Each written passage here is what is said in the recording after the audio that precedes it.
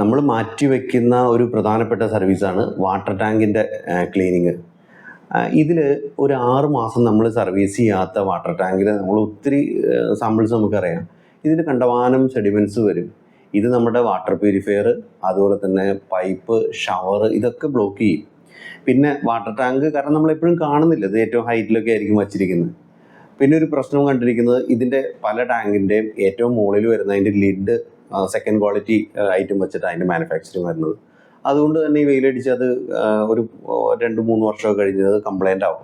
ഈ കംപ്ലൈൻ്റ് ആകുമ്പോൾ പല ജീവികൾ ചാടും, അല്ലെങ്കിൽ കാക്കയെ കുത്തിയുള്ള സാധനങ്ങൾ ഇടുന്നു. അതൊക്കെ ഭയങ്കര ഹെൽത്ത് ഇഷ്യൂസ് ഉണ്ടാക്കണം. അതുകൊണ്ട് ഉറപ്പായിട്ടും നമ്മൾ അതിൻ്റെ പീരിയോഡിക്കലി ചെക്കപ്പ് തന്നെയാണ് ഒരു പരിധിവരെ ക്ലീനിങ്ങിലൂടെ വരുന്നത്. ചെക്കപ്പും വരുന്നുണ്ട്, ക്ലീനിങ്ങും വരുന്നുണ്ട്. 6 മന്തിൽ നമ്മൾ ഇത് ക്ലീൻ ചെയ്യുന്നത് നമ്മുടെ ഹെൽത്ത്, അതുപോലെ തന്നെ നമ്മുടെ വീട്ടിലെ ഉപകരണങ്ങൾക്കൊക്കെ ഗുണം ചെയ്യുന്ന സാധനമാണ്.